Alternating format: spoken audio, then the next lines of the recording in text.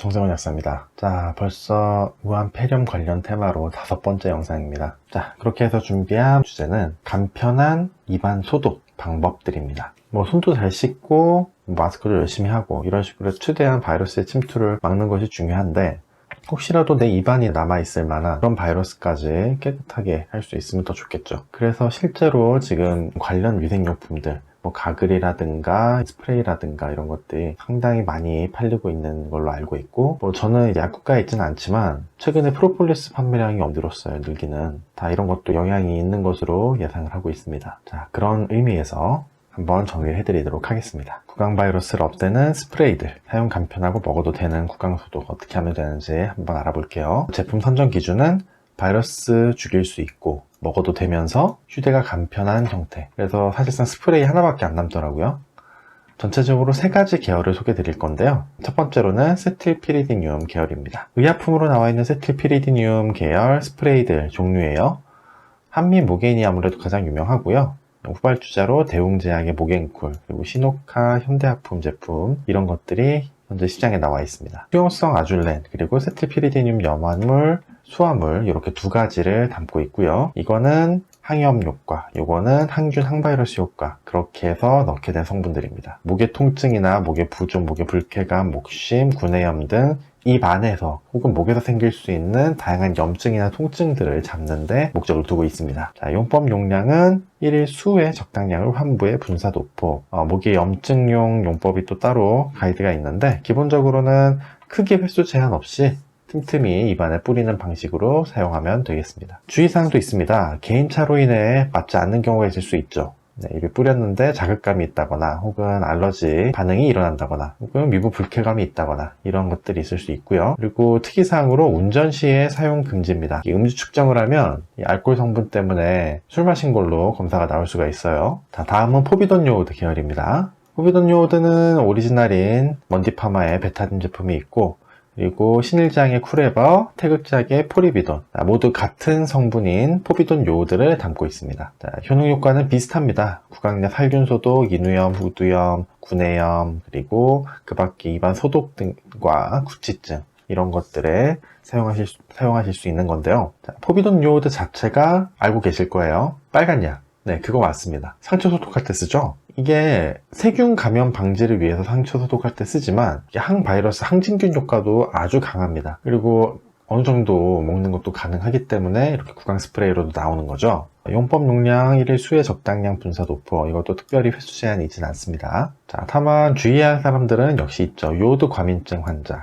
당연한 말이겠고요. 갑상선 기능 이상 환자, 학창시절에 그런 거 많이 배우셨을 겁니다. 요오드는 갑상선 호르몬을 만드는 데 필요하다, 이런 내용이요.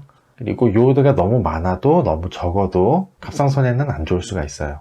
그런 부분들을 주의를 하셔야 된다는 거죠. 그리고 과민증 역시 있을 수 있습니다. 이런 과민 증상이 나타난 경우에는 중단을 하셔야 되죠. 살균 스펙트럼이나 그 강력함은 아주 좋은데, 단점이 맛이 그렇게 좋지는 않아요. 세틸피리디늄 계열과 비교를 했을 때요. 자, 마지막 프로폴리스 계열입니다.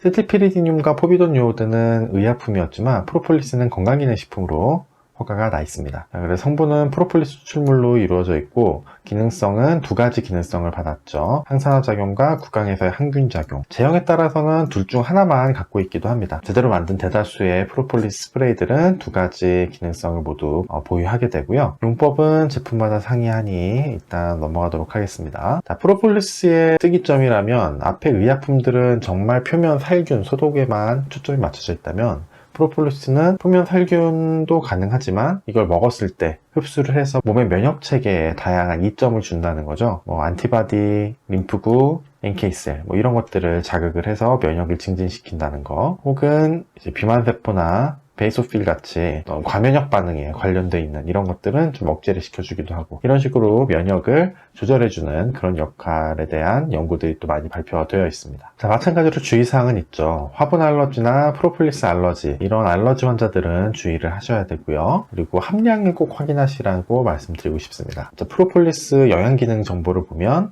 거기에 플라보이드 함량을 확인할 수가 있어요. 보통 액상 제품이 16에서 17mg, 그리고 스프레이 제품은 10에서 17mg 정도를 담는 게 보통인데 좀 현저하게 용량을 낮게 담는 경우들이 있습니다. 보통 어린이 제품들이 그렇게 나오는 경우가 많이 있어요. 아무래도 맛이 좀 자극적이고 그러다 보니까 아이들이 먹기 좀 힘들거든요.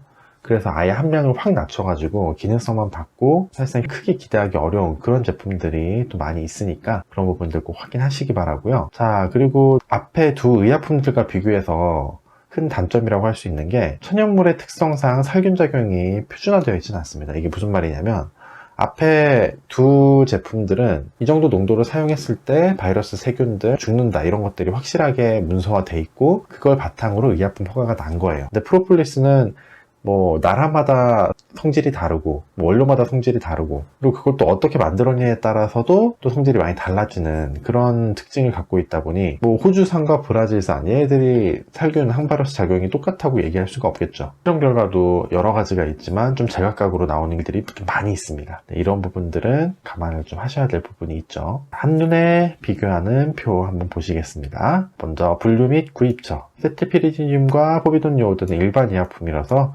약국에서만 구매하실 수 있지만 프로폴리스는 건강기능식품으로 허가가 나 있기 때문에 판매처 제약이 크게 없습니다. 다양한 판매처에서 구매를 하실 수 있고요. 항바이러스 작용 모두 있습니다. 그런데 프로폴리스 같은 경우에는 표준화가 되어 있지는 않기 때문에 이 점은 감안을 하시고요. 자, 면역계 작용, 세틸피리디늄과 포비돈 요오드는 말 그대로 표면 살균만 해주는 거예요. 흡수돼서 뭔가 우리 몸에 이로운 작용을 하고 이런 건 없지만 대신 프로폴리스는 그런 게 또 가능하죠. 자, 맛은 세틸피리디늄이 좀 대체로 좋은 편입니다. 하지만 포비돈 요오드는 좀 자극적일 수 있고요. 그리고 프로폴리스도 자극적일 수 있어요. 그래서 이 두 가지는 아이들한테 사용할 때는 조금 힘드실 수는 있습니다. 자, 마지막으로 유의사항으로 세틸피리디늄은 과민증 환자 주의하셔야 하고 운전하시는 분 음주 측정에 걸릴 수 있으니 주의하셔야 하고요. 포비돈 요오드는 요오드 과민 주의, 갑상선 이상 환자, 항진증이든 저하증이든 유의하시고요. 마지막으로 프로폴리스는 이런 파브리나 프로폴리스 알러지 갖고 있는 분들 유의하시라고 말씀드렸습니다. 이상 여기까지 항바이러스 작용이 있는 구강 스프레이들을 소개를 드렸습니다. 또 앞으로도 최대한 흥미롭고 도움되는 주제들 가지고 올 수 있도록 노력할 거고요. 오늘 영상이 도움이 되었거나 흥미로웠다면 좋아요, 구독 버튼 많이 부탁드리겠습니다.